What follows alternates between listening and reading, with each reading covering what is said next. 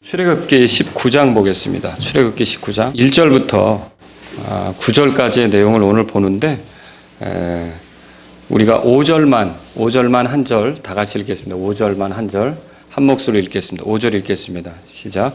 그러므로 이제 너희가 참으로 내 목소리에 순종하고 내 언약을 지키면 너희는 내게 모든 백성들보다 뛰어난 특별한 보물이 되리니 이는 온 땅이 내 것이기 때문이라.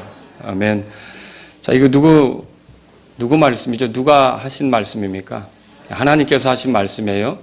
하나님께서 이스라엘 백성을 향해서 모세를 통해 말씀하시는데 너희가 내 목소리에 순종하고 내 언약을 지키면 이렇게 된다라고 하는 약속을 하셨어요. 오늘 제가 여러분에게 드릴 말씀의 제목은요. 너희가 내 목소리에 순종하면 이런 제목으로 여러분에게 말씀을 드리도록 하겠습니다. 자, 이스라엘 백성은 하나님의 강력한 권능을 경험했습니다. 그러니까 출애굽하기 전에 이집트 땅에 있었을 때 하나님께서 파라오를 다루시는 것, 그걸 통해 하나님의 그 손길, 하나님의 권능, 이걸 경험했습니다. 그리고 또 출애굽할 당시에 6월절 밤에 이집트의 장자들을 하나님께서 치시는 것, 그리고 홍해가 갈라져서 이스라엘 백성이 건널 수 있게 하시는 것, 이런 걸 통해서 하나님의 권능, 하나님의 손길을 이제 경험하게 되었습니다. 그리고 또 출애굽한 이후로도 지금 여기 이 본문에 우리가 보면 신의 평야 혹은 신의 광야, 여기에 이르기까지 이스라엘 백성 가운데는 굉장히 많은 수가 이동을 하는데 부족한 게 있었거든요. 예를 들면 마실 물이 없다든지 먹을 것이 좀 없다든지 이런 경우 있잖아요. 그때마다 하나님께서 불평하는 이스라엘 백성들에게 쓴 물을 마실 수 있게 만들어 주시고, 또 먹을 것이 없다고 했을 때 만나를 주시고 메추라기를 공급하여 주시고, 그리고 또 반석에서 물이 나와서 이스라엘 백성이 마실 수 있게 하고, 이렇게 하면서 하나님의 권능의 손길, 이런 것들을 이스라엘 백성이 경험해 왔단 말입니다. 자, 이렇게 경험해 왔는데 이제 하나님께서 이런 것들을 보여주시고 이스라엘 백성의 장로들 혹은 백성들을 모아놓고 모세를 통해 뭘 말씀하느냐면, 너희 내 명령, 내 음성 여기에 순종할래? 이렇게 말하자면 제안을 하는 것과 같은 거예요. 그래서 너희가 만약 내가 제안하는 것에 따른다면, 그래서 내가 너에게 명령한 것들, 너에게 주는 음성들에 순종하기 시작한다면, 그리고 또 내가 너희하고 세운 언약에 대해서 존중하고 지킨다면 나는 이렇게 해주고 싶은데 어때? 준비됐어? 좀 나를 따를래? 순종할래? 이렇게 하는 것과 같다는 거죠. 그래서 이 본문에는 보면 하나님의 제안이 들어있어요. 오늘 제가 여러분하고 살펴보려고 하는 게 하나님의 제안입니다.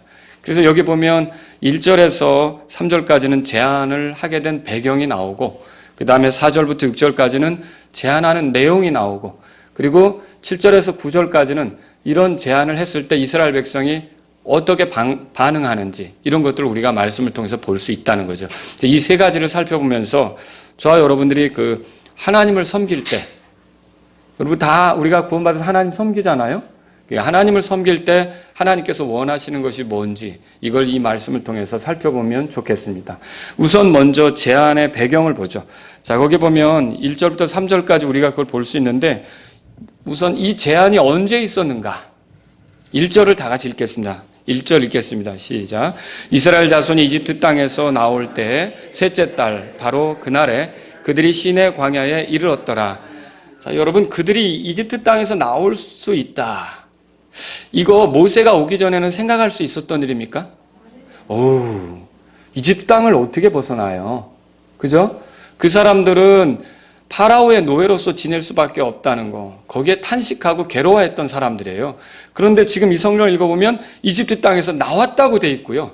나온 지 어느덧 셋째 달이다. 첫째 달에 나왔잖아요. 첫째 달 무교절 그 밤에 나온 거 아닙니까? 그래서 한 4, 50일 정도 지난 후인데 이렇게 지냈을 때 주께서 이 제안을 하게 된 거예요. 그럼 이건 뭐냐면 그들이 자유롭게 하나님의 권능 아래서 탈출하고 벗어나고 이렇게 했을 때 하나님께서 그들에게 제안을 하게 됐다. 이걸 볼 수 있는 거죠. 또 이 제안이 어디서 있었습니까? 2절에 보세요. 2절 다 같이 읽겠습니다. 시작. 그들이 르비딤에서 떠나 시내 사막에 이르러 광야에 장막을 치되 이스라엘이 거기서 산 앞에 진을 쳤더라. 자, 여기 보시니까 시내 사막이라고 나와요. 그러니까 르비딤은 어떤 곳이죠? 마실 물이 없어서 불평했던 곳이고 하나님께서 반석을 깨셔서 거기서 그들이 마실 물을 주셨던 곳이잖아요. 그리고 아말렉과도 전쟁을 했던 곳이고, 자, 여기서 떠나 지금 어디로 왔느냐? 시내 사막에 왔다. 그렇게 돼 있어요. 자, 이 시내 사막에 왔을 때 하나님께서 모세를 산으로 불렀어요. 그러면 그 시내 사막이면 그 옆에 있는 산은 뭐냐? 시내 산이죠. 모세를 시내 산으로 부른 거예요. 3절을 다 같이 읽겠습니다. 3절 읽겠습니다. 모세가 하나님께 올라가니 주께서 산에서 그를 불러 이르시되 너는 이같이 야곱의 집에게 말하고 이스라엘 자손에게 고하라. 자, 하나님께서 이 모세를 불러서 모세가 시내 산으로 올라가게 됐는데, 여러분은 그냥 성경을 가볍게 읽을 수 있어요. 그런데 모세가 이 시내 산에 올라갈 때에 마음이 어땠을지 한번 생각해 보신 적 있으십니까? 아마도 감회가 새로웠을 거예요. 왜 그러냐면 사실 하나님께서 모세를 불렀던 산은 그 호렙산이라고 알려지거든요. 여러분 아시죠? 출애굽기 3장 1절에 보면 하나님의 산이라고 알려진 호렙에서 주께서 모세를 불렀어요. 그리고 모세를 부르고서는 뭐라고 말씀하셨냐면 이렇게 말씀하시죠. 임무를 주셨는데 12절을 제가 읽어드릴게요. 내가 반드시 너와 함께 하리라. 내가 백성을 이집트에서 데리고 나간 뒤에 너희가 이 산에서 하나님을 섬기리니 그랬어요. 그럼 이 산은 어떤 산이에요? 호렙산이죠. 호렙산. 너에게 이것이 곧 내가 너를 보낸 증표가 되리라. 자, 이 산에서 하나님을 섬긴다고 했단 말이에요. 근데 공교롭게도 여러분 이 호렙산하고 시내산은 거의 하나의 산이나 마찬가지예요. 봉우리가 좀 다를 뿐이지 붙어 있으니까 하나의 산이란 말이에요. 그런데 여기를 올라갈 때 모세가 어떤 마음이 들었겠냐는 거죠. 자, 하나님께서 이집트로 자신을 보낼 때 나타나신 곳이 바로 이 산이거든요.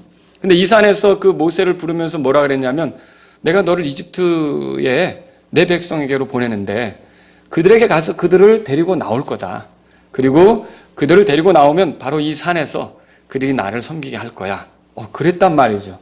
그런데 지금 그 산을 올라갈 때 자, 주께서 말씀하셨던 것이 이루어진 겁니까? 이루어진 거죠.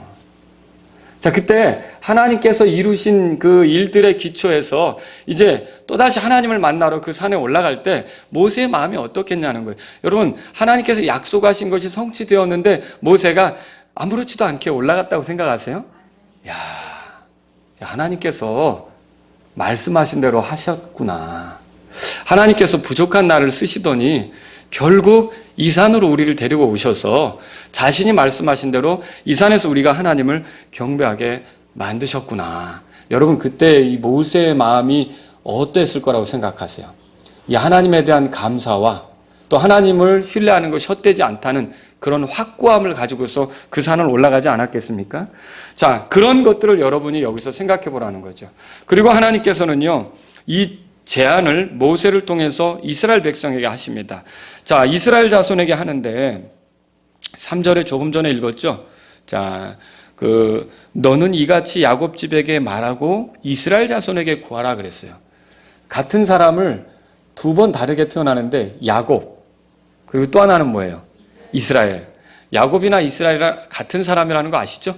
야곱은 그가 육체로 태어날 때 부모로부터 얻은 이름이고, 이스라엘은 많은 고생 중에 하나님을 만나서 하나님께서 주신 이름이란 말이에요.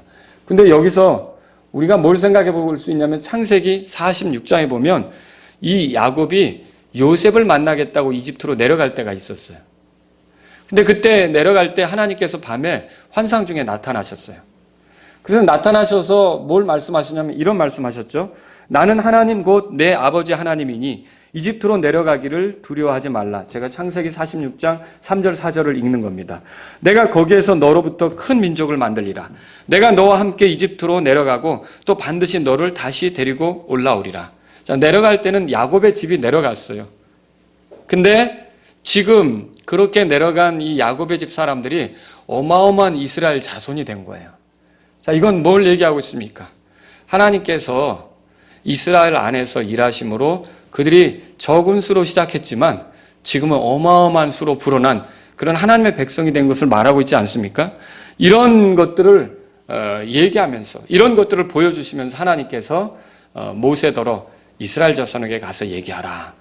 여러분, 이런 배경들 안에는요, 하나님의 놀라운 일하심, 그리고 이스라엘 백성들에게 함께 하시는 것, 이런 것들을 엿볼 수 있는 거죠. 자, 이때 무슨 제안을 했는지 우리가 성경을 통해 보죠. 주께서 제안한 그 내용들이 이제 4절에서 6절까지 나오는데요. 이때 주께서 제안하시기 전에 먼저 하시는 말씀이 있어요. 우리 4절을 한번 보겠습니다. 4절. 다 같이 읽겠습니다. 시작. 내가 이집트 사람들에게 행한 것과 또 내가 독수리 날개에 너희를 실어 내게로 데려온 것을 너희가 보았느니라. 하나님은 제안을 하시기 전에 뭘 말씀하시느냐? 너희가 보지 않았냐? 너희가 보았지? 너희가 보았지라고 얘기를 해요. 그럼 뭘 봤냐고 지금 뭘 봤다고 얘기하는 겁니까?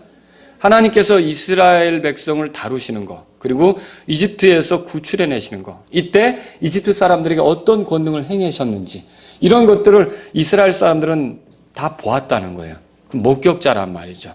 자, 하나님께서 그들에게 자유를 주시고 이렇게 파라오의 손에서 벗어나게 하셨는데 만약 하나님께서 일하신 것이 없었다면 이스라엘 백성은 어떤 상태에 있겠어요? 지금도 노예로 파라오가 시킨 일을 위해서 채찍 맞아가면서 일하겠죠. 벽돌도 여전히 구워내는 그런 위치에 있겠죠. 근데 하나님께서는 어떻게 하신 거예요? 그들을 놀라운 그 자신의 권능으로 그들을 구출해내신 거란 말이죠. 이걸 먼저 상기시키는 거예요. 이걸 먼저 생각하게 하는 거예요. 너희가 보았지 않느냐? 너희 그런 거 봤지? 이렇게 말씀하시는 거죠. 자, 제가 이 부분을 보면서 여러분에게 드리고 싶은 말씀, 하나님께서 갑자기 어떤 사람에게 나를 섬겨라 이렇게 하시지 않는다는 거예요. 하나님께서 어떤 사람에게 손을 내밀 때 그분이 행하신 일이 뭔지를 알게 하시고 그분이 베푸신 은혜가 어떤 것인지를 깨닫게 하시고 그분이 나타내신 권능이 어떤 것인지를 알게 하시는 거예요. 그런 것들을 보여주시고 그래, 나를 따라와. 바로 하나님께서 신뢰할 만한 분이시고 또 권능이 있으신 분이시고 그리고 자신의 그 호의를 가지고 사람들을 다루실 수 있는 분인 것을 보여주시면서 따라오라고 하신다는 거죠. 지금 이 같은 경우도 그런 거예요. 여러분, 그럴 때, 자, 사람도요, 물에 빠져 죽어가는데 누가 나를 건졌어요. 여러분이 물에 빠져 죽어갈 때 누군가 나를 건졌다. 그러면 나를 구조해 준 사람을 딱 잊어버리고 살겠어요? 어떻게 하겠어요? 기억하죠? 그리고 물에서 건져졌다면 어떻게 하겠어요? 고맙다고 뭔가라도 하려고 하겠죠? 감사한 마음이 들 거 아닙니까? 자, 하나님께서는요, 이스라엘 백성을 이집트 땅에서 구출해내신 분이에요. 자신의 말씀대로, 자신의 권능으로, 그리고 자신이 가진 호의로 이스라엘 백성을 이집트에서 건져내신 분이에요. 그러면 이런 주님의 일하심을 알 때 이스라엘 백성이 자연스럽게 갖게 될 건 뭘까요? 만일 하나님이 아니시라면 우리가 여전히 노예 생활을 했을 텐데 하나님이 우리를 건져내셔서 우리가 이렇게 자유롭게 섬길 수 있게 되다니 거기에서 감사를 느끼지 않겠어요? 자, 하나님은요, 먼저 우리에게 뭔가를 보여주시고요. 그 다음에 하나님의 어떠하심에 대해서 깨닫게 하신 다음에 우리가 억지로가 아니라 여기서 감사하는 마음으로 주님께 순종하고 주님께 따르기를 원하신다는 거죠. 여러분, 하나님은 우리가 주님을 섬기는 데 있어서 마지못해서 끌려나가는 사람, 마지못해서 끌려온 사람, 마지못해서 억지로 하나님께 순종하는 사람이 아니라 그냥 마음에서 그분의 어떠하심을 알고 감사함으로 이렇게 하나님께 순종하는 걸 원한다라고 하는 거죠. 그렇게 믿으십니까? 너희가 보았느니라 라고 하는 것은요, 그분이 신뢰할 만하다는 것을 이미 너희들이 알지 않느냐 이렇게 말씀하는 것과 같아요. 주께서 이집트 땅에서 행하신 일들은 사람들이 흉내낼 수 없는 것들이었어요. 성경에 뭐라고 말합니까? 독수리같이 그렇게 했다. 4절 다시 한번 읽어보죠. 4절 시작. 내가 이집트 사람들에게 행한 것과 또 내가 독수리 날개에 너희를 실어 내게로 데려온 것을 너희가 보았느니라. 이 독수리가 일처리 하듯이 그렇게 신속하게, 그리고 독수리가 자기 새끼를 날개로 이렇게 태워 날아가는 것처럼 그렇게 안전하게 아주 그 특별한 그 마음을 가지고 이스라엘 백성을 이렇게 이끌어내셨다는 것, 이런 걸 말씀하시면서 너희들 그거 보지 않았느냐. 여러분, 그러면 이스라엘 백성이 이제부터 하나님을 섬길 기회를 갖는다면 그것은요, 이제 전적으로 그들에게 구출을 허락하신 하나님 때문 아닙니까? 예, 하나님 때문에 이 섬김이 가능하구나, 이걸 생각하기를 원하셨던 거예요. 자, 저는 여기서 이제 이 점을 말씀드리고 싶은 거예요. 여러분이 주님을 위해 산다, 혹은 주님께 순종한다, 혹은 주님을 따라간다, 이건 우리가 대단해서 이게 가능한 게 아닙니다. 우리가 잘나서 이런 기회를 얻은 게 아니란 말이죠. 우리가 능이 있어서 이런 기회를 얻은 게 아니라 하나님으로부터 온 호의, 하나님의 권능, 하나님의 일하심으로 우리가 이런 기회를 얻게 된 거죠. 그러므로 저와 여러분들이 주님을 따르게 됐다, 주님을 섬기게 됐다, 주님께 순종하는 삶을 살게 됐다, 이렇게 할 때라도 이것이 가능하게 하신 주님께 감사하는 것이 우리 자세여야 한다는 거죠. 이걸 우리가 이 말씀을 통해서 보는 거예요. 여러분, 출애굽의 목적은 뭡니까? 단지 그들이 파라오의 손에서 벗어나는 것입니까? 그들이 노예 생활을 끝내는 것입니까?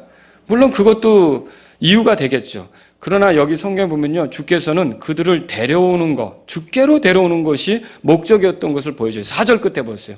독수리의 날개에 너희를 실어 뭐라고 돼 있죠? 내게로 데려온 것을 너희가 보았느니라. 이거예요. 출애굽의 목적은 그들을 하나님께로 데려오는 거였어요. 왜 하나님께로 데려오는 걸까요? 옛날에는 파라오를 섬겼지만 이젠 누구를 섬기라고요? 예, 하나님을 섬기라고. 옛날에는 파라오에게 순종했지만 이제는 누구에게 순종하라고요? 하나님께 순종하라고. 이렇게 하나님께로 데려왔다라고 하는 것이죠.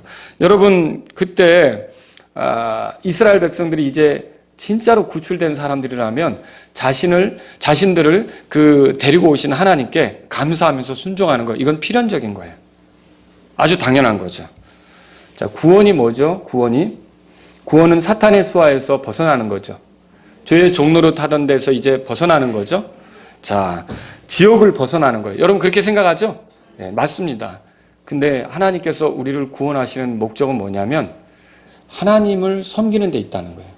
하나님께로 데려가시는 게, 우리를 하나님과 가까워지도록 하는 게 하나님의 구원의 목적이라는 걸 이 말씀을 통해서 알 수가 있는 거죠. 적극적으로 하나님을 섬기게 되는 것, 이것이 우리가 구원받는 목적이에요. 여러분이 억지로 하나님을 향해서 나아가는 게 아니라 정말 적극적으로 하나님을 섬기게 되는 것이 하나님의 구원 목적이라는 걸 깨달을 필요가 있는 거죠. 자, 로마서 보세요. 로마서 14장 펴보시겠습니다.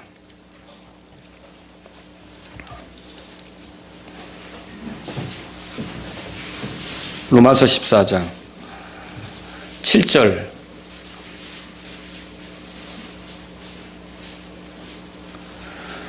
우리 중에 아무도 자기를 위해 살지 아니하고 아무도 자기를 위해 죽지 아니하는도다. 여러분, 구원받기 전에 우리는 자기를 위해 살았어요. 이제 구원받았는지 구원받지 않았는지 어떻게 아냐면 자기를 위해 사는 사람은 구원받지 못한 사람이에요. 자기를 위해 살면서 아무 거리낌도 없다. 그럼 구원받지 못한 사람이라는 거죠. 그럼 구원받은 사람은 어떤 사람이에요? 주님을 위해 살죠? 예, 그게 8절에 나오죠. 제가 읽습니다. 우리가 살아도 주를 위해 살고 죽어도 주를 위해 죽나니 그러므로 살든지 죽든지 우리가 주의 것이로다. 내 자신이 주의 거라고 생각하고 주님을 위해 사는 게 구원받은 사람이라는 거죠. 그럼 여러분 보세요. 9절을 다 같이 읽겠습니다. 9절 읽겠습니다. 시작. 그리스도께서 죽으시고 일어나사 다시 살아나셨으니 이것은 그분께서 죽은 자와 산 자의 죽은 자가 되려 하심이라. 예, 이 목적을 위해 예수님께서 죽으셨고 부활하셨대요. 그러니까 우리는 우리 자신을 위해 사는 자들이 아니라 주님을 위해 살도록 하기 위해서 구원받은 거예요. 그러니까 파라오에게 벗어난 것만 중요한 게 아니라 이제는 주님께 가서 주님을 섬기며 사는 게 진짜 구원이란 말이죠. 그러니까 우리 중에 어떤 분들이 가끔 구원에 대해서 말할 때 내가 죄사함 받았다 이렇게만 하고 끝나는 것은 좀 빈약합니다. 여러분, 우리가 죄사함 받고 내가 지옥에 들어가지 않게 됐다. 그것도 구원이죠. 그러나 그것으로는 충분하지 않습니다. 하나님을 알지 못했던 우리가 하나님을 섬기며 살 수 있도록, 그리고 하나님께 기꺼이 순종할 수 있는 그런 삶이 가능하도록, 그게 이제 이루어진 게 우리의 구원이라고 말할 수 있는 거죠. 여러분은 구원 받으셨습니까? 그러면 어때요? 죄사함 받으셨죠? 그리고 지옥 가지 않는 거 확실하죠? 거기까지면 되느냐는 거예요. 아니죠? 하나님은 우리를 어디로 데려가시려고 그래요? 하나님께로 데려가시려고 그래요. 그래서 예수님은 우리를 하나님께로 데려가기 위해서 자기 자신을 희생물로 주신 거예요. 베드로전서 3장 보세요. 베드로전서 3장. 거기도 보면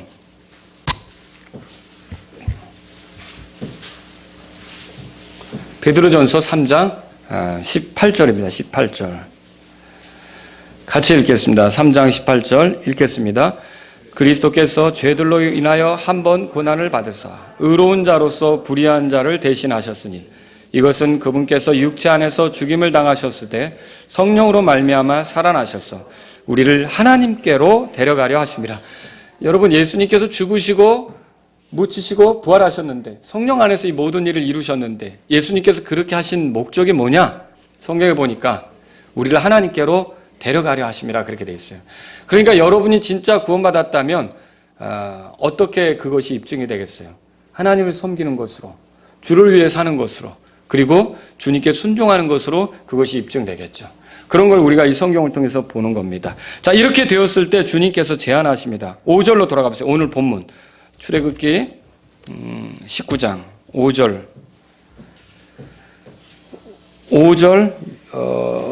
제가 읽고 6절은 여러분이 읽겠습니다. 그러므로 이제 너희가 참으로 내 목소리에 순종하고 내 언약을 지키면 너희는 내게 모든 백성들보다 뛰어난 특별한 보물이 되리니 이는 온 땅이 내 것이기 때문이라. 6절이요.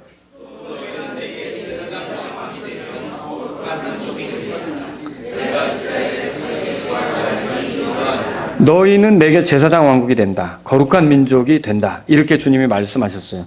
자, 주님께서는요, 뭘 제안하시냐면, 자, 내가 이렇게 너희들을 구출해냈는데, 너희들에게 내 권능을 보여줬는데, 너희들에게 내 특별한 관심을 보여줬는데, 어때? 이제 내게 순종할래? 그리고 내 언약을 지킬래? 그러면 나는 이런 계획들을 가지고 있는데, 너희들을 이렇게 만들어주고 싶은데, 지금 이걸 성경에서 우리가 볼 수 있는 부분이라는 거죠. 자, 그러면 주님께서 그들에게 약속하는 게 뭡니까? 그들이 순종할 때 첫 번째로 그들이 그분에게 특별한 보물이 되게 한다고 그랬어요. 이 보물이라는 건 여러분, 사람들이 가볍게 취급하지 않잖아요. 자, 이스라엘 백성이 하나님의 보물이 되는 거예요. 그럼 그건 뭘 얘기합니까? 그 백성을 절대로 가볍게 취급하지 않으신다는 거죠. 매우 소중히 여기고 매우 애지중지하시고 이렇게 하면서 그들을 다루실 거다. 그리고 그들을 보호하고 그들을 지키는데 하나님께서 권능을 발휘하시고 하나님의 어떠하심을 드러내시고 이렇게 하실 거라는 거죠. 자, 땅의 주인이신 그분에게 이게 얼마든지 가능하지 않겠습니까? 그러니까 이스라엘 백성이 순종하면 내게 보물이 된다. 이렇게 말씀하신 거예요. 저는 오늘날도 하나님께서 우리를 향해 하나님께서 예수님을 통해 은혜를 보여주시고 우리를 구원하는 것이 어떻게 이루어지는지 다 드러내시고 우리를 향해서도 그런 제안을 하신다고 봐요. 주 예수님께 순종하면서 하나님께 순종하는 삶을 살 것인지. 여러분은 순종하기로 한 사람들입니까? 히브리서 5장 보세요. 히브리서 5장. 히브리서 5장.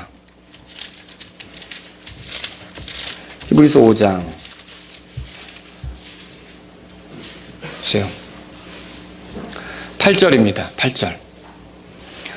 그분께서 아들이실지라도 친히 고난받으신 일들로 말미암아 순종하기를 배우사. 자, 예수님께서도 하나님의 뜻에 순종하셨죠. 하나님의 뜻에 순종하신 예수님이 이제 우리 안에 거하시는 거예요. 우리와 함께 사시면서 우리를 어떤 삶으로 인도하실까요? 우리도 순종하는 삶이 되도록 그렇게 하는 거죠. 9절 다 같이 읽겠습니다. 시작. 완전하게 되셨으므로 자기에게 순종하는 모든 사람에게 영원한 구원의 창시자가 되시고, 우리가 이 예수님께 순종하는 그런 삶으로 나아가게 될 때 결국 어떻게 됩니까? 저는 지금 순종하는 행위로 우리가 구원을 누린다, 그 얘기를 하는 게 아니에요. 자, 이건 열매로 나타날 거예요. 그러나 시작은 이제 예수님이 내 주인이시기 때문에. 주인이라는 게 뭐예요? 내가 그분의 권위를 따른다는 거 아닙니까? 그 관계가 시작이 됐기 때문에 내가 잘 못할 수도 있어요. 여러분, 하나님께서 이 제안을 하실 때 이스라엘 백성이 이 시내산에서 하나님께서 주신 제안을 듣고 앞으로 그 이스라엘 백성의 역사가 흘러나가는 동안 정말 철저하게 완벽하게 순종할 거라는 걸 기대하고 계십니까? 알고 계십니까? 아니죠. 그분이 영원하시잖아요. 이스라엘 백성이 얼마나 잘못할지 다 알고 계신 거예요. 그러면서도 이 제안을 하시는 거죠. 이건 뭐예요? 중요한 거는요, 관계예요. 어떤 관계로 들어가느냐는 거예요. 하나님과 그들이 하나님께 순종하기로 하는 그런 관계로 들어가느냐, 이게 중요한 거라는 거죠. 물론 그 이후로 그것이 잘 드러나지 않을 때도 있고 잘 드러낼 때도 있겠죠. 그러나 순종하기로 하는 게 중요한 거예요. 저와 여러분도 예수님을 믿기로 해가지고 나 이제 예수님이 나의 주님이십니다. 그런데 솔직하게 대답해 보세요. 여러분들이 예수님이 주인이신데 정말 모든 결정, 모든 선택, 모든 추구를 주인의 그런 뜻을 구하면서 여러분이 해 오셨습니까? 그게 어렵죠. 근데 그게 잘 안 되는 거예요. 그러면서도 그게 잘 안 되지만 어쨌든 하나님께서는 우리에게 예수님을 선물로 주시면서 예수님을 통해 우리를 어떻게 구원하시는지 다 제시하시고 알려주시면서 뭘 원합니까? 이 예수님이 주로서 너희들이 섬길 뿐이고 너희들이 따라야 될 뿐이고 너희들 그렇게 하겠느냐? 예수님이 구원자이신 예수님이 너희들의 주님이 되시는 걸 원하느냐? 그럼 여러분이 과거에 어떻게 했어요? 구원 받으셨어요? 구원 받으셨죠, 여러분? 구원 받았다면 다 하나같이 뭐라고 대답했을까요?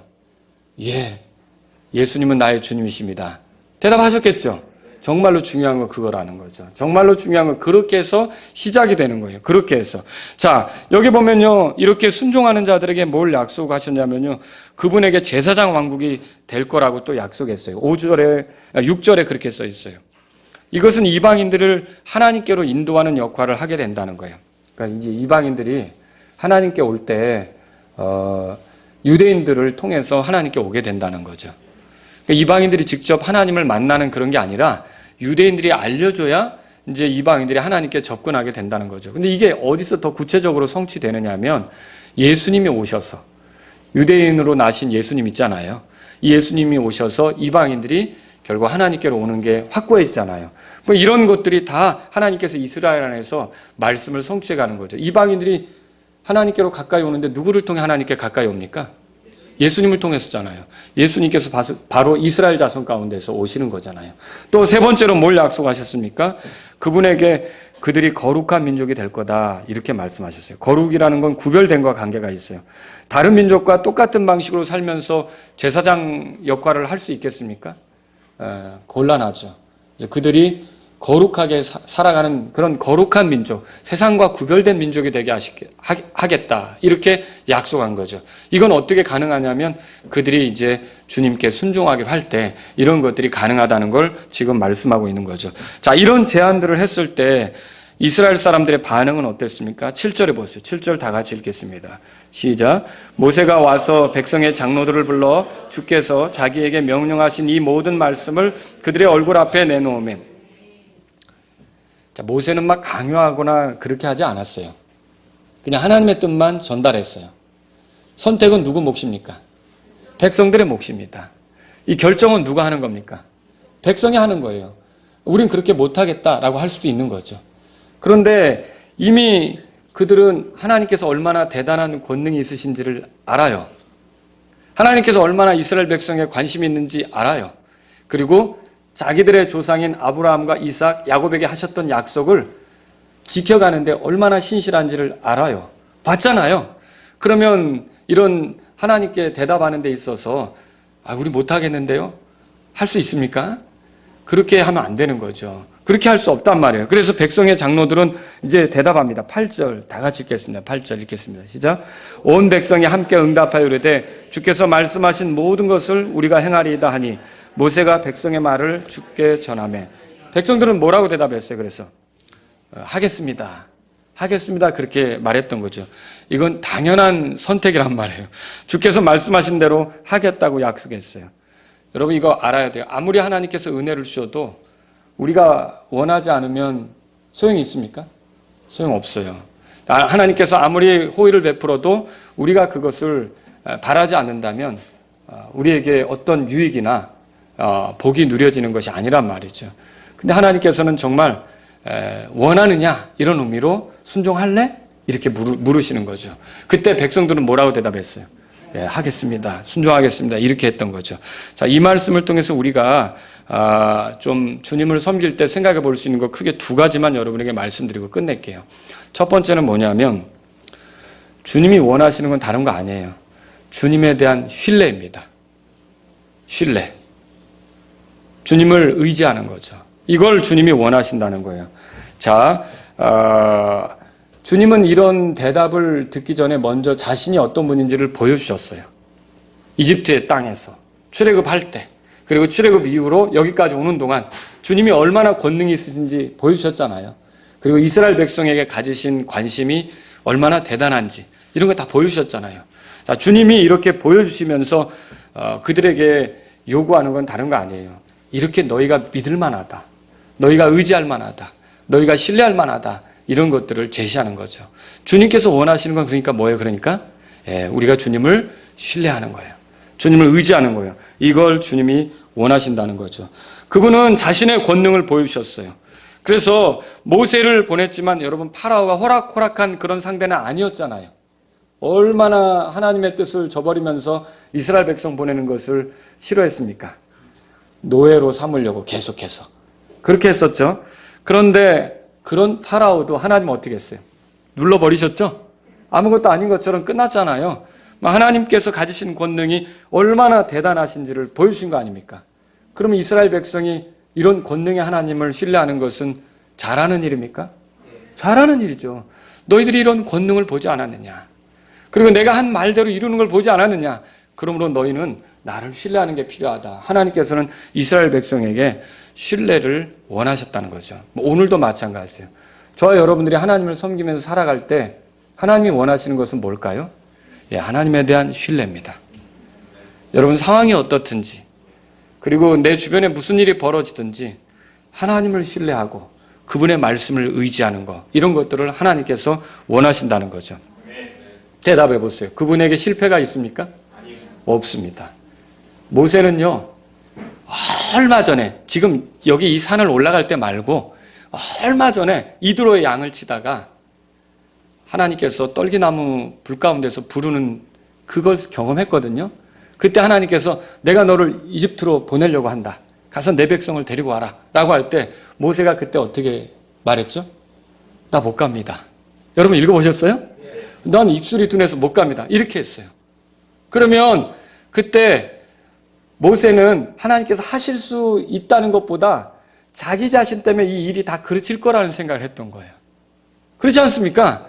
근데 지금 여기까지 모세가 이 산을 올라가고 있는 거예요. 그러면 자기가 부족했어도 누가 이걸 이루신 거예요? 하나님께서 이루신 거죠.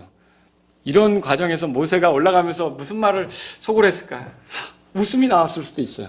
한번 생각해 보세요. 산에 올라가면서 이럴 줄 알았다면 하나님이 하시는 건데 괜히 주제넘게 내가 하는 것처럼 생각해가지고 못합니다 그랬는데 그때 그냥 속 시원하게 알겠습니다, 주님 따르겠습니다, 이러는 게 낫지 않았을까? 아마 그런 말을 생각하면서 올라가지 않았겠습니까? 그죠? 그런 생각을 할 수도 있다는 거죠. 여러분, 참 대단하시네. 나는 정말 못할 것 같았는데 이 못할 것 같은 나를 통해 하나님이 일하시다니 참 대단하시네. 여러분, 그러면 산을 올라가지 않았겠습니까? 생각해 보라는 거예요. 제가 오늘 여러분에게 이 말씀을 통해서 하나님을 순종하기로 하는 데 있어서 여러분이 순종할 수밖에 없는 게 뭐냐면 그분은 신뢰할 만한 분이시기 때문에, 그분이 하시는 말씀은 실수가 없어요. 실패가 없어요. 내가 부족해도 그분은 하셔요. 예를 들어서 나를 지목하셨고 나를 보내시고 나를 세우신다면 내가 좀 부족해도 주님은 자신이 하고자 하는 일을 하신단 말이에요. 그분이 성경에 약속하신 거 있어요. 예수님처럼 되게 하는 거, 부활하게 하는 거, 우리가 하늘의 영광을 누리게 하는 거. 내가 부족해도 그건 분명히 이루어질 거라는 걸 믿으시기 바랍니다. 그럼 우리는 하나님을 신뢰하면서 가는 게 필요한 거죠. 여러분이 이 하나님의 일이 나의 어떠함에 달린 것처럼 생각하는데, 물론 내가 하나님께 순종해서 잘 맞췄을 때는 그 복을 누리는 게 맞아요. 이스라엘 백성이 순종하면 복을 누리잖아요. 순종하지 않을 때는 어땠어요? 사사기 읽어보세요. 우상 숭배하고 이러면 막 의로 터졌잖아요. 그것도 하나님 사랑하는 표시죠. 그들을 돌이키려고 하는 표시죠. 그런데 그런 속에서 뭐예요? 하나님께서 여전히 사랑하신다는 걸 느끼지만 아프면서 배우잖아요. 그러니까 순종 안 하니까 그런 게 있는 거죠. 근데 만약 그들이 순종하면 어때요? 여러분, 순종하는 다윗을 통해서 다윗의 가문에서 메시아가 온다고 그러고, 순종하는 마리아를 통해서 예수님이 나오는 거 아닙니까? 그러니까 순종하면 누리는 거예요. 그런데 이렇게 순종할 때 우리에게 필요한 게 뭐냐? 하나님이 원하시는 건 뭐냐? 그분이 신뢰할 만한 분이라는 걸 알고 순종하라는 거죠. 거짓말쟁이를 따라가는 거 소용없어요. 이 말 잘하는 그런 사기꾼들 있잖아요. 여러분들 아무나 여러분이 따라가는 거 소용없단 말이죠. 이건 말만 잘한다고 따라가면 다 사기당해요. 신뢰할 만한 분을 따라가야 되는 거죠. 누가 신뢰할 만한 분이냐는 거예요. 여러분, 하나님이 신뢰할 만한 분이에요. 그분은 말씀하신 대로 이 이스라엘 백성을 거기서 끄집어내서 바로 이 산 아래까지로 데려오신 분이고, 자신이 말씀하신 대로 그들이 하나님을 섬길 수 있도록 이제 여기까지 데려오신 분이고, 모세는 할 수 없다고 몸부림쳤지만 하나님께서 하셔서 이 자리로 데려오신 분이고, 하나님은 신뢰할 만한 분이라는 거죠. 여러분이 이렇게 하나님이 신뢰할 만한 분이라는 걸 알 때 순종하는 건 당연한 거 아니에요? 여러분, 제가 억지로 여러분에게 순종하라고 말하는 게 아니에요. 아무것도 모르고서 그냥 하나님께 순종하세요라고 얘기하는 게 아니에요. 하나님은 신뢰할 만한 분이세요. 성경이 그걸 증거하고 있어요. 우리의 삶에서도 보세요. 제가 하나님께 신실하지 못한 것이 있어서 그렇지, 하나님은 한 번도 나에게 신실하심을 저버린 적이 없으십니다. 여러분, 그렇게 믿으십니까? 내가 하나님의 뜻대로 살지 못해서 그런 게 마음 아픈 거지, 하나님은 자신이 그 하시고자 하는 일, 신실하심, 이런 것들을 저버리신 일이 없단 말이죠. 우리가 이런 하나님을 신뢰한다면 순종은, 제가 여러분에게 순종을 강요하는 게 아니라 하나님의 신실하심을 알고 하나님의 능력 있으신 걸 알고 하나님이 실패하지 않는 분이라는 걸 알 때, 그래서 하나님이 신뢰할 만한 분이라는 걸 알 때 여러분은 순종이 안 나올 수가 없는 거예요. 그래서 주께서 너희들 어떻게 순종해 볼래? 그러면 그걸 아는데 싫어이. 이게 되겠어요? 못해. 이게 되겠냐고요? 설령 내가 잘 안 된다 할지라도, 설령 내가 부족함이 드러난다 할지라도, 주님, 당연하죠. 주님이 신실하신데, 주님이 그렇게 말씀하신 걸 이루시는 능력이 있으신데, 주님은 실수가 없으신데 저 주님 따르겠습니다. 이거 우리에게 당연한 거 아닙니까? 여러분, 이 당연한 삶으로 나아가시라고 말씀드리는 거예요. 두 번째로 여러분에게 드리고 싶은 게 뭡니까? 주님이 원하시는 건요, 다른 게 아니라, 자, 아까 제가 그분이 신실한 분이셔서 그분을 신뢰하는 거, 이걸 원하신다 그랬잖아요. 자, 이 두 번째는 뭐냐면, 주께서는 우리가 마음을 드리는 걸 원하셔요. 뭘 원한다고요? 마음을 드리는 걸 원하셔요. 자, 출애굽 이후 여기까지 오는 동안 대답해 보세요. 출애굽 이후 여기까지 오는 동안 그들은 홍해바다가 갈라지는 것도 봤고, 이집트에서 내려진 하나님의 그 재앙들을 봤잖아요. 파라오를 어떻게 누르시는지 봤잖아요. 그러니까 여기까지 오는 동안 뭔가 좀 불편해도 하나님께서 하실 거라고 하나님께 기도하면서 매달렸어요. 어떻게 했죠? 불평했잖아요. 원망했잖아요. 그러면 싹수가 노래요. 쉽게 말하면 싹수가 노랗다고요. 이 사람들은 뭔가 배부르면 또 엉뚱한 짓 할 거고, 뭔가, 그런데도 하나님은 이렇게 3번이나 불평하고 원망한 이들을 놓고 뭐라 그러시냐면, 순종할래? 내 언약을 지킬래? 이렇게 말씀하는 거예요. 자, 이 3번뿐만 아니라, 그러면 이때 이 고백을 하고 나서 이후로 이스라엘 역사가 진행되는 동안 이스라엘 사람들은 하나님의 말씀을 어기지 않고 줄기차게 순종하면서 완벽하게 갈까요? 그럼 하나님은 그걸 겪어보면서, 아니, 시내산에서 그렇게 약속을 해놓고, 이야, 이 뻔뻔한 녀석들, 우리는 결혼해보고 그거 알잖아요. 결혼해보고서 어머 자기야 사랑해 어쩌고 했는데 결혼하고 나서 살아보니까 그게 나오잖아요. 이런 여자였네, 이런 남자였네, 막 이런 소리를 한단 말이에요. 근데 하나님은 그럴 필요가 있어요? 하나님은 그들에게 뭔가가 드러나기 전부터 영원하신 하나님이니까 다 알고 계신 거 아니에요? 대답해 보세요. 이스라엘 백성이 여기서 순종의 약속을 하지만, 순종의 약속을 해놓고 줄기차게 이스라엘 역사가 흘러나가는 동안 순종할 것이다. 하나님 그렇게 생각하십니까? 그렇게 하지 않는다는 걸 알죠? 알아요, 몰라요? 알죠. 여러분이 예수님 믿을 때 예수님 나의 주님이십니다. 예수님은 나의 구원자이십니다. 이 십자가에서 흘리신 피로 나를 죄에서 건져주셨으니 나의 주님이십니다. 이제는 주님을 위해 살겠습니다. 아마 눈물을 흘리면서 주여 주님을 위해 살겠습니다 했을 거예요.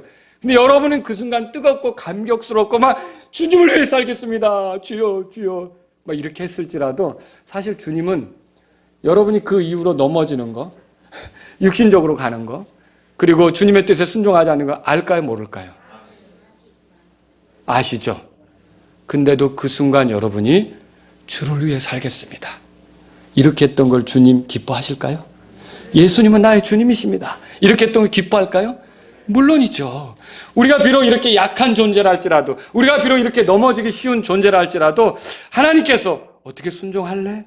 라고 물으실 때 주님, 제가 많은 부족함이 있어도 주님을 신뢰하기 때문에 주님 따르겠습니다. 주님 순종하겠습니다. 라고 마음을 보여드리면 주님 어떻게 하신다는 거예요? 주님 기뻐하신다는 걸 믿으시기 바랍니다. 예수님은 십자가를 통해 우리가 그분을 따를지에 대해서 부르십니다. 예수님은 자기에게 순종하는 자들에게 영원한 구원의 창시자가 되신다고 말씀하셨어요. 이스라엘이 주께 순종하기로 한 것처럼 오늘날도 우리에게 순종하기를 원하시는 거예요. 예수님에게 순종하기로 한다는 것은 그분을 주로 인정한다는 건데, 우리가 예수님을 주님으로 인정하는 것에 대해서 마음으로부터 그렇게 주님으로 인정하는 것에 대해서 주님은 기뻐하실까요? 네, 기뻐하십니다. 여러분, 이건 굉장히 중요한 겁니다. 그렇게 되면 우리가 어떻게 되느냐? 성경에 보니까 주님의 보물이 된대요. 여러분은 주님의 보물이 됩니다. 주님이 지키시는 자들이 되는 거예요. 보물은 잃어버리기 싫어합니다. 여러분, 그렇지 않습니까? 설령 우리가 주님의 뜻대로 살지 못해서 우리가 징계를 당하는 일이 있다 할지라도 주님이 우리를 버리시는 일이 있을까요? 여러분, 이스라엘 백성을 주님이 버리셨다고 생각하십니까? 그들이 예수님을 향해 십자가 못 박으라고 외치고 이렇게 해서 잠시 그들이 주님의 그 복음의 복을 누릴 수 있는 기회가 이방인들에게 넘겨진 것 같지만 이스라엘 민족 자체가 하나님께 버림받았습니까? 아니요. 그들은 회복될 거예요. 똑같아요. 저와 여러분들이 부족해서 하나님의 징계를 당할 수도 있고요. 또 하나님께서 우리를 아프게 하실 수도 있겠지만, 그러나 예수님은 나의 주님이십니다. 이제 주님을 따르길 원합니다. 라고 마음으로부터 했을 때 이미 하나님과 여러분의 관계는 설정이 된 거고요. 하나님께서는 여러분들을, 저를 보물로 여기신다는 걸 믿으시기 바랍니다. 이렇게 가는 거예요. 그럴 뿐만 아니라 우리를 제사장 왕국이 되게 하는 거예요. 제사장으로 살게 하는 거죠. 누군가가 하나님께로 가는 데 있어서 다리 역할을 하는 거예요. 실제로 다리는 예수님이시죠. 근데 예수님을 우리가 모셨기 때문에 우리를 통해서 누군가는 예수님을 알고 하나님을 알도록 그렇게 우리가 그 역할을 하게 하신다는 거죠. 또 우리가 거룩한 백성이 되게 하는 거죠. 그래서 저와 여러분들의 신약적 이름이 뭐예요? 그 성도 아닙니까? 성도가 무슨 뜻이에요? 거룩한 무리죠. 여러분, 우리가 거룩한 무리로서 살아가게 하신단 말이죠. 주님은요, 우리에게 지금도 물으셔요. 자, 나는 이렇게 사랑을 보여줬고, 나는 이렇게 권능을 보여줬고, 나는 이렇게 실수하지 않는다는 걸 보여줬는데 어떻게? 나 사랑할래? 나 순종할래? 내게 따라올래? 이렇게 제시하는 거죠. 처음에 모세는 이 호렙산에 오를 때 못합니다. 전 못하겠습니다. 이렇게 했지만 아마 모세도 이 이스라엘 백성과 함께 이제는 주님을 따르겠습니다. 순종하겠습니다. 이렇게 하지 않았겠습니까? 여러분, 우리에게 필요한 것은 우리가 자주 넘어지는 그런 사람들이 할지라도 마음으로는 주님, 제가 주님을 사랑하며 주님께 순종하기를 원합니다. 이걸 주님께서 원하신다는 거죠. 그래서 주님에 대한 신뢰를 가지고 그 마음으로 갈 때 여러분이 놀랍게도 구별된 그런 거룩한 백성이 되고 또 제사장으로서 살아가면서 또 그 속에서 이제 누군가를 주님께로 인도하는 그런 역할도 하게 되는 일이 나타날 거라는 거죠. 여러분, 주님은 오늘 우리에게 묻습니다. 어때? 순종할래? 여러분, 뭐라고 대답하시겠습니까? 다 같이 일어서시겠습니다.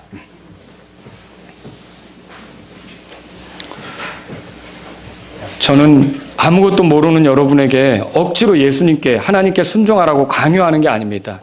여러분이 이미 그분이 신뢰할 만한 분이라는 걸 안다면 마음으로부터 그분께 순종하기로 하는 그런 사람들이 돼야 되지 않습니까? 오늘 이 말씀을 들으신 여러분 가운데 주님, 제가 주의 음성에 순종하는 사람으로 살아가기를 원합니다. 이렇게 말씀드리실 분은 주님 앞에 나가십시오. 주님과의 약속에 동참하는 자로서 살기를 원합니다. 이런 분들이 있다면 이 시간 주님 앞에 나가십시오. 우리가 보아온 주님의 신실하심에 의지해서 내가 주님을 신뢰하는 마음으로 주님을 따르기를 원합니다. 이런 분들이 있다면 주님 앞에 나아가십시오. 우리가 보아온 주님의 권능에 의지해서 주님을 따르길 원합니다. 나는 부족하지만, 나는 자주 넘어질 수 있지만 그럼에도 제가 순종하는 마음으로 주님을 따르길 원합니다. 억지가 아니라 감사로 그렇게 주님을 따르길 원합니다. 이런 분들이 있다면 이 시간 주님 앞에 나아가십시오. 여러분이 주님이 순종할래? 라고 물으실 때 그럼요 주님, 주님을 신뢰합니다. 따릅니다. 순종합니다. 이렇게 반응하실 수 있기를 바랍니다.